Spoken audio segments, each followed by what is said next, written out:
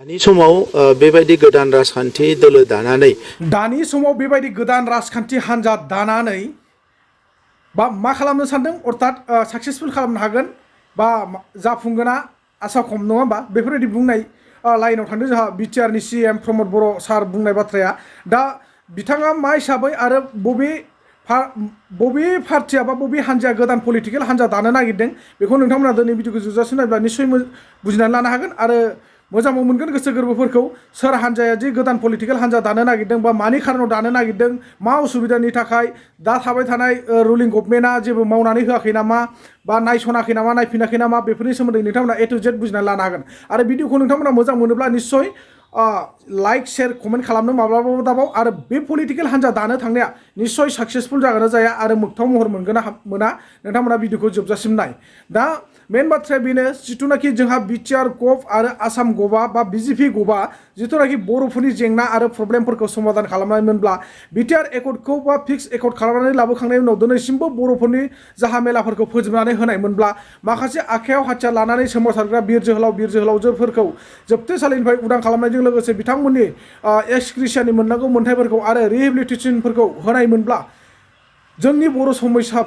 बर' जातिनि गेजेराव जि समस्या दङ बैफोरो माने 0.5% जोबलांबायमोन बा 100आव 70% जोबबायमोन होननानै जोङो साननानै लानो हागौमोन बा बुंनानै होनो हागौमोन आरोखि दा बिनि गेजेरजों जोंहा माखासे गोबांथार बर' आइजोफोरा गोबांथार जेंनायाव दङ दासिमबो जेरै BTR एकर्डनि गेजेरजों बा सुक्तिनि गेजेरजों गोबांथार जोंहा प्रमद बर' सारा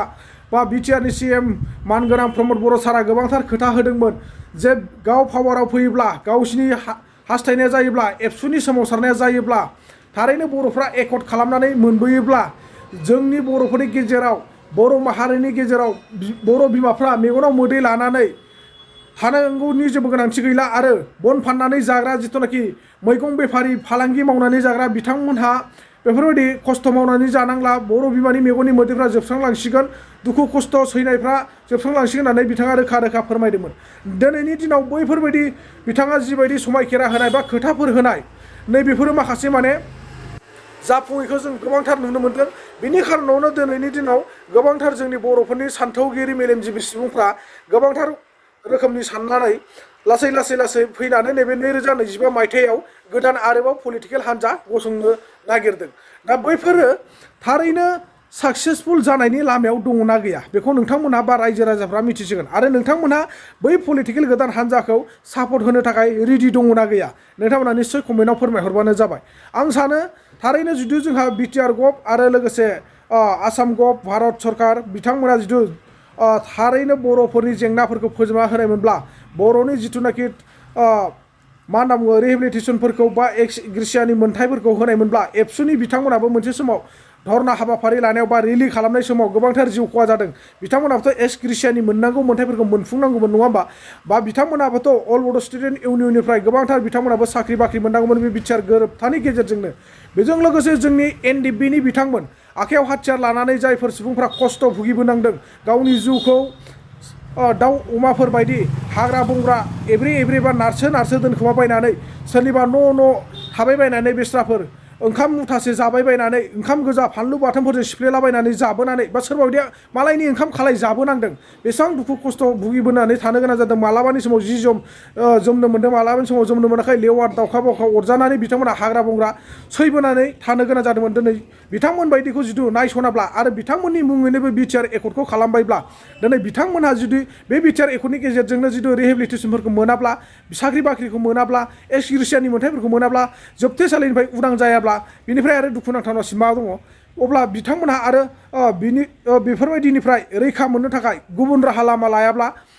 निस्सय जाखानाय नङा होननानै सानदों बेखायनो दा नोंथांमोनहा नैबे भिडिअखौ नायनानै ला दा बे भिडिअनि सिगां जिथुनाखि प्रमद बर' सारा माखासे खोथा बुंनायनि सिगां बै जिथुनाखि गोदान पलिटिकेल हान्जाया दाफुंनाय जागोन ना जाया बिनि सायाव माखासे खोथा बुंनायनि सिगां आं नोंथांमोननो नैबे অসমৰ মুখ্যমন্ত্ৰী হ'ব দিলীপ শইকীয়া যিকোনো মুহূৰ্তত দিলীপ শইকীয়া ইন আৰু হিমন্ত বিশ্ব শৰ্মা আউট হয় ঠিক নাই অসমৰ মুখ্যমন্ত্ৰী হ'ব দিলীপ শইকীয়া যিকোনো মুহূৰ্তত দিলীপ শইকীয়া ইন আৰু হিমন্ত বিশ্ব শৰ্মা আউট। अब्ला दाथ' नोंथांमोना बे ससे भिडिअ इन्ट्र'खौ नायनानै निश्चय बुजिनानै लानो हाखाबाय नैबे 2025 मायथाइ जिथुनाखि इलेक्सन जानो थांगासिनो दङ बिनि सिगांनो बोरैबा जायोब्ला जोंहा अखমৰ माननीय डक्टर हेमন্ত বিশ্ব শৰ্মা আউট হ'ব পাৰে আৰু দিলীপ শইকীয়া ইন হ'ব পাৰে। এইবিলাক কেনেকুৱা হ'বলৈ যাই আছে বা কি হিচাপত বা কেনেকুৱা পৰিস্থিতিৰ কাৰণে হ'বলৈ যাই আছে আপোনালোকে নিশ্চয় বুজি পায় বা গমেই পায়। दा नोंथांमोना निश्चय हमदांनो हाखादों बा बुजिनानै लानो हाखादों फैबाय थानाय जोंहा नैबे जानो गोनां 2025 मायथाइनि इलेक्शननि सिगां बोरैब्ला जायोब्ला आसामनि डक्टर हेमন্ত বিশ্ব शर्माया आउट आरो दिलीप शइकिया जिथुनाखि अल बड' स्टुडेन्ट इउनियननिफ्राय थिखांनानै हरजानाय थांनाय एमपि बिसायख'थिनिफ्राय नङा होमबा उदालगुरिनिफ्राय जोंहा जानानै थांदों बिथाङा एमपि महरै बे एमपिआ दिनैनि दिनाव बा बे फैबाय थानाय इलेक्शननि सिगां बोरैबा जायोबा इन जानो हागौ अर्थात आसामनि चिफ मिनिस्टारा दिलीप शइकिया जानो हागौ। अब्ला साननानै नायदो नोंथांमोना दिलीप शइकिया जिथु जायोब्ला थारैनो दिलीप शइकिया हारिनि बा बर' समाजनि थाखाय मोजां खामानि मावगोन ना मावनो हागोन हाया नोंथांमोना निश्चय बुङो जिबायदि जोंहा दा थासारियाव दङ प्रमद बर'जों लोगोसे हेमন্ত বিশ্ব शर्माया सालायबाय थादों आसाम आरो बिटिआरखौ बिथांमोननि थासारियाव बा बे दायो सोलिबाय थानाय परिस्थितियाव माबायदि सोलिबाय थादोंमोन आरो जुदिहे नैबे दिलीप शइकिया जिथु थारैनो हेमন্ত বিশ্ব शर्मानि सिटआव फैयोब्ला बा जायगाखौ लायोब्ला निश्चय माबायदि जागोन नोंथांमोना बेखौ बुजिनानै लादो। दा आंथ' सानो जुदिहे हेमন্ত বিশ্ব शर्मानि जायगायाव दिलीप शइकिया फैमारोब्ला थारैनो आरो जोंनि बर'फोरनि गेजेराव गोबांथार बेले बेजे फैगोन आरो लोगोसे बिनि उनाव गोबांथार जोंहा धोरोमनि बेलायावबो बेले बेजे सोमजिहोनो हागौ नामा आं बेखौसो सन्देह खालामदों बा कनफिउस जागासिनो दङ। मानो होनना बुङोब्ला बिथांमोनाथ' बिजेपिआ अलरेडि मोनसे माबा दंखायो प्लेनिं दंखायो धोरोमनि गेजेराव दाङाबाजि जाहोनाय बा दावराव दावसि जाहोनाय जेरै बाथौ धोरोम ब्रह्म धोरोम ख्रिस्टियान धोरोम बिदिनो माबा एसामिसफोरनि गेजेरावबो कृष्ण गुरु माबा माबि आरो गोबांथार माबा दङना नैफोरनि सायाव बिथांमोना माखासे गोबांथार धोरोमनि सायाव बेले बेजे दावराव खालामगोन नामा आं बेखौसो सन्देह खालामबाय थादों। दा नोंथांमोना नायनानै निश्चय बुजिनानै लानो हाखायो आरो बुजिनो हानाय गोहो मेलेम दानि जुगाव बयनावबो दंसै आरो जोंथ' मा साननो गोरों बा बुजिनो गोरों जोंथ' नन एडुकेटेड मानसिफोर नोंथांमोना गोबांथार सोलोंथाइ दङ बा एडुकेटेड मानसि जानानै नोंथांमोना बुजिनानै लानो हानाय गोहोफोर दङ आरो बेनि गेजेराव आं दिनै बे भिडिअखौ बुंनायाव माबाफोर गेना गोरोन्थि जादोंबा निश्चय नोंथांमोना बर' हिसाबै बर' जानानै आंखौबो सासे बर' सुबुं हिसाबै निमाहा होनांगोन। दा अब्ला नोंथांमोना सिगाङाव होनाय भिडिअ इन्ट्र'नि सायाव प्रमद बर' सारा गोदान पलिटिकेल दानो थांबाय थानायनि सायाव मा बाथ्रा बुंदों आरो मानि खारनाव बे पलिटिकेलखौ दानो नागिरदों नोंथांमोना बिनि सायाव गुवारै नायनानै लादो। जुदि जों नुबाय थादों दायो बारग' एनडिपि इउनाइटेड फरमआ दायो माने मोनसे राजखान्थि खुलिनो थाखाय बिथांमोना सोलो खालामखादों। बे बिथांमोननि बाथ्रा गावसोरबा मा एजेन्डा लादों बे बिथांमोननि बाथ्रा बेखौ आंथ' बुंनो हाला खिन्थु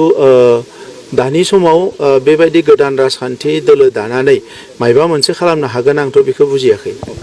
दाबो हाग्रामा महिलारिया दाबो बुंबाय थादों जे चन्दन ब्रह्म काम्फा बरग'या फैबाय बिथांमोना माने दायो डेपुटेसनावसो हरदों होनना हाग्रामा महिलारिया बिनिख्रुइ आरो मा साननो हानाय हाग्रामा महिलारि बिथाङा बेखिनिनो बिनि लिमिटा साननायनि दा बेखिनिनिख्रुइ आरो बारा हाग्रामा महिलारि बिथाङा साननो हागोन होननानै आं साना